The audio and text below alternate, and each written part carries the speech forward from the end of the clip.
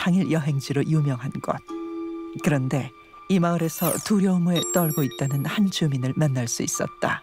네, 무서워갖고 그분 때문에 심장이 막 벌렁벌렁하고 그 여자 또 만나면 어떡하지 막 덜덜덜 떨고. 이제 집주인한테 말하라고 사주 받았을걸? 어? 집주인한테 얘기하라고 사주 받았을걸?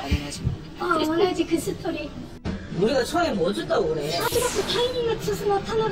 사주 누가 모르는 척 하겠지. 영문 모르는 척 센쇼 하겠지. 근데 지금 집에도 안 들어가고 여기 계속 사상거리고 나올 때까지 기다리고 유도하느라고. 경찰분들은 이분이 하도 동영상을 많이 찍으니까 조사는 많이 올라와 있다. 대신에 뭘 할 수는 없다. 직접적으로 저한테 막 이렇게 막 때리거나 그런 적이 없어요. 자기네들도 뭐 어찌 할 수가 없다 이렇게 하시니까. 심각한데 아무도 그러잖아요. 더 아니까.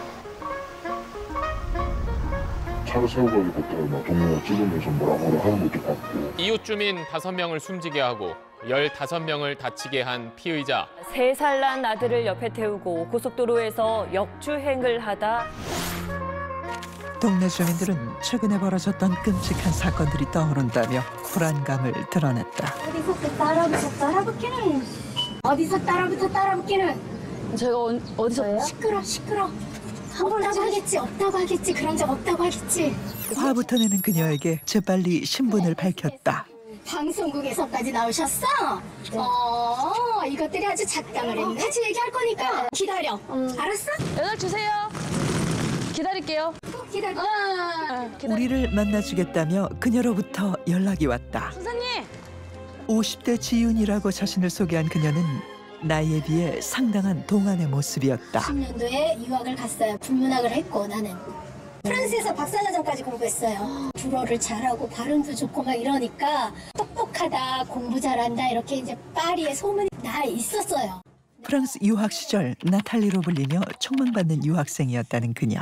그런데 한국에서는 일을 할 수 없을 만큼 상황이 변하게 된 이유가 있다고 했다. 나를 괴롭히는 인간 최후 배후 조종자가 있어요.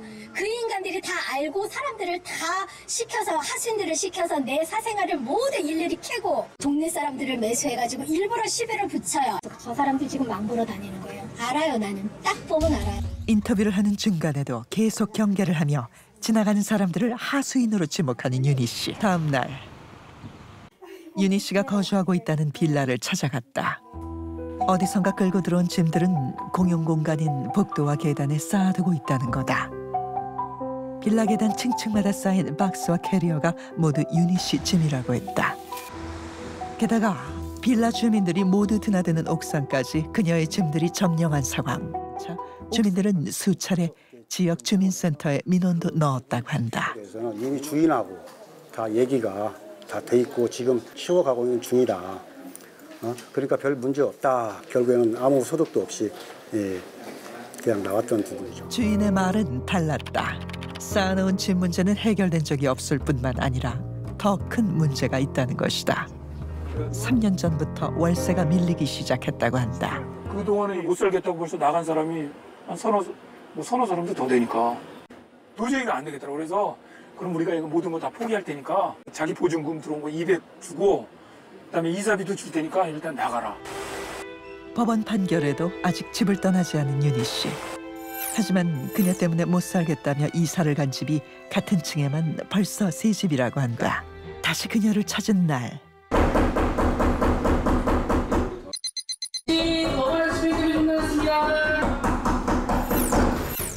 무슨 일인지 그녀의 집 앞이 사람들로 북적대며 소란스러웠다. 법원에서 집행동의 좀 나왔습니다. 내가 없으면 강제로 배분하겠습니다. 없이 나오면 근데 이거 지금 사람 사고냐고. 이걸 빨리 해결을 해야지. 서류 전달을 위해 강제로 열린 그녀의 집안은 현관 문턱까지 짐들로 꽉 차 있었다. 오늘도 잦은 퇴거를 요청하는 강제집행 예고장만 빈집에 놓고 나올 수밖에 없는 상황. 오늘도 또 만나자고 했어. 사실 오늘도 같이 집 보자고. 세상이 맞는 게 아니에요. 맞는 게 아니라고. 맞는 건 아닌데 지금 법에서 지금 하는 집행관은 집행에 맞는이잖아요. 맞는 게 아니라고 말씀드렸잖아요. 사건이 너무나 많아요. 일단 우선 그거라도 보시면 돼요. 윤희 씨에게서 메일을 확인해보라는 연락이 왔다. 그녀가 보내온 것은 자신이 촬영한 하수인들의 미행과 감시 증거들이라고 했다. 저기요, 좀 전에 여기 5분 전에 주차하고 계속 여기 서 있네요? 아 잠깐 사람 좀 기다리고. 누구 기다리시는데요? 누구 기다리세요? 무슨 기다리고? 누구 기다리세요? 아 지금 기다리는데 왜? 친구요? 어디 사세요? 여기 사는 사람이에요? 네. 여기 사는 사람 아니잖아요. 앞에 사람이에요. 앞에요? 어디 앞에? 아왜 뭔 상관인데요? 어디 앞에요? 경찰 부를 거야, 기다려. 여러 가지 정황을 보면 이건 최근에 발병한 증상이 아닙니다. 근데 이런 조현병이 뭐 결론적으로는 뭐 망상, 환청이 생기는 거지만 사람이 무너지는 거기 때문에 결국은 이 사람이 뭔가 아주 우리가 흔히 트라우마라고 할 만한 그런 상처들이, 큰 상처들이 작용할 때예요. 그것은 결국은 환경에서 오는 요인, 심리적인 요인이 복합적으로 작용하는 거죠. 전문가는 치료를 위해서라도 그녀의 과거 행적에 대해서 알아볼 필요가 있다고 했다. 이분이 입근무를 하셨었네요. 프로는 잘하셨던 걸로 기억하는데. 다른 거는 없어요? 다른 거는 없어요. 상냥하고 예쁘고 뭐 똑똑하니까 기억에 남죠. 공부를 잘했고 꿈과 야망이 있었죠. 눈이 반짝반짝하면서 뭔가를 하려고 그랬으니까. 확인 결과 윤희 씨가 말한 본인의 이력은 모두 사실로 보였다. 특이할 만한 내용은 그녀가 한국에서 대학을 다닐 때까지는 큰 문제가 발견되지 않았다는 것이다.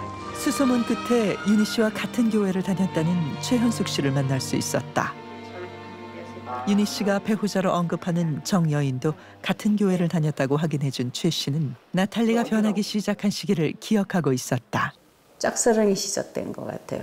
제가 이렇게 듣기에도 병원에 갔대요. 아파서 병원에 갔는데 의사가 자기를 좋아하고 또 그 의사가 자기 뒤를 봤는데요. 맨날 뒤로 와가지고는 이렇게 가다가 휙 돌아보면 없어지고 맨날 그런다는 거예요. 네가 정신 차려라. 그 사람이 좋아한다면 여기 사람들은 뭐 우리 한국 사람 같이 숨기고 뭐 이러지도 않는데 자기가 좋으면 좋다라고 얘기를 하겠지. 내가 생각하기에는 그 사람이 널 사랑하는 사람이 아니다라고 생각이 된다, 판단이.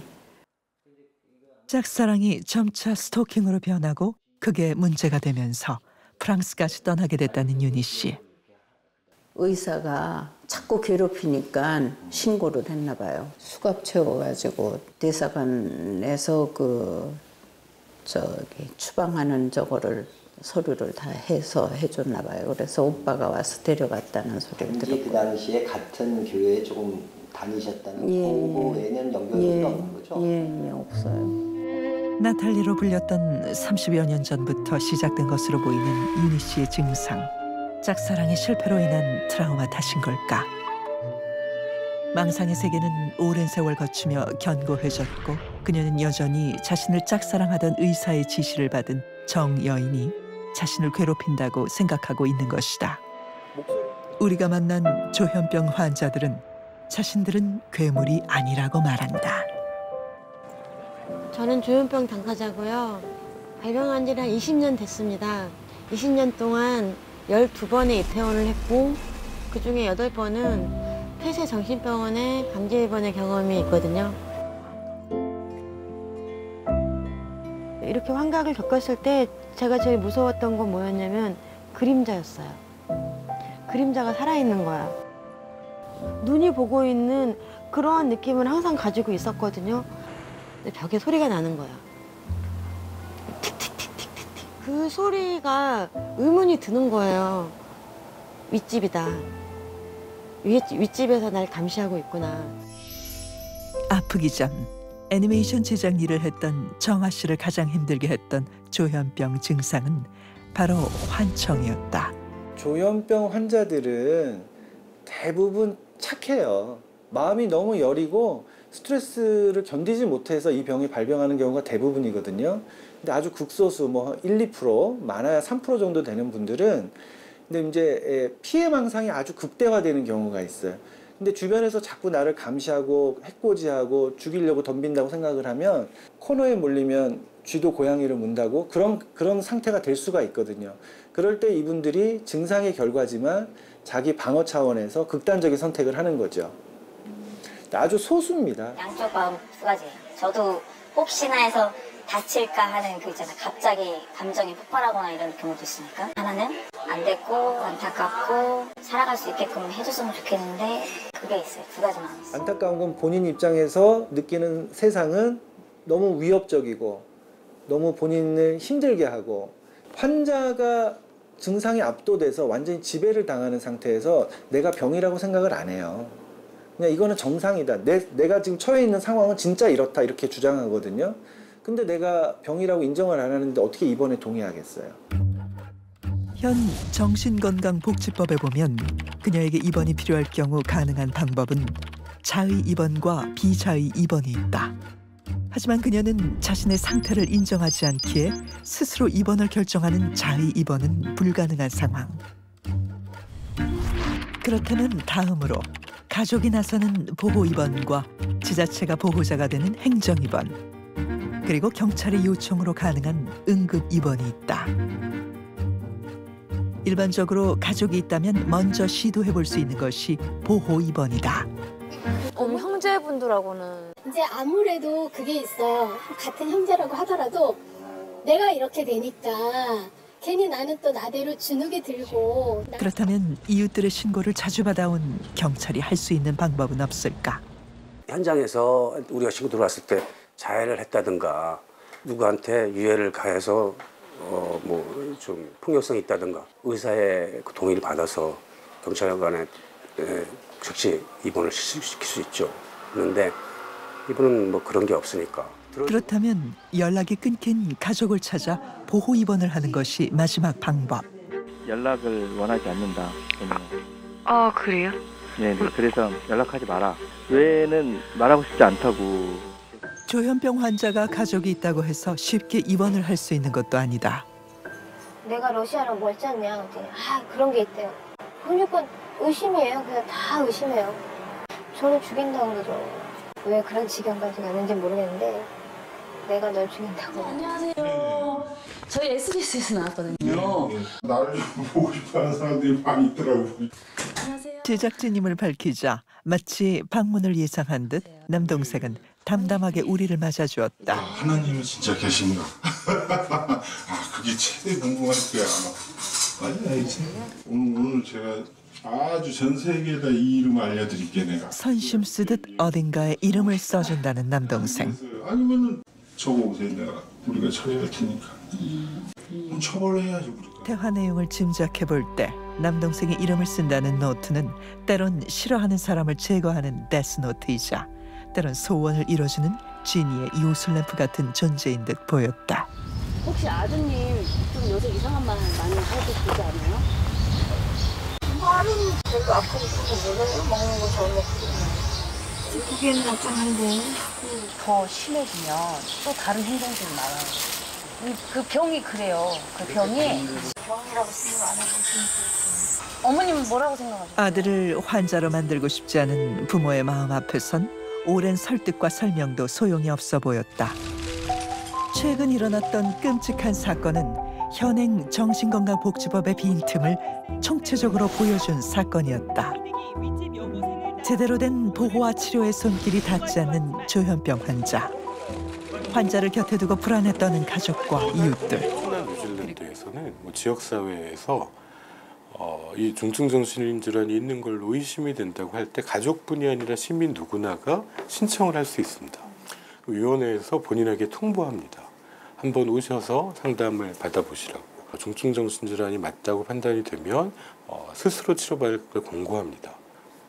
근데 안 받잖아요. 2번, 3번 해도 안 되면 이제 법원으로 올립니다. 이사 준비로 몹시 바빠 보이는 윤희 씨. 이웃들과의 여러 논란 속에서 그녀는 마침내 7년간 살던 빌라를 떠나게 됐다. 하지만 그녀가 새로 이사간 빌라 이웃들의 고민은 이제 시작됐다. 언제쯤 끊어지게 될까?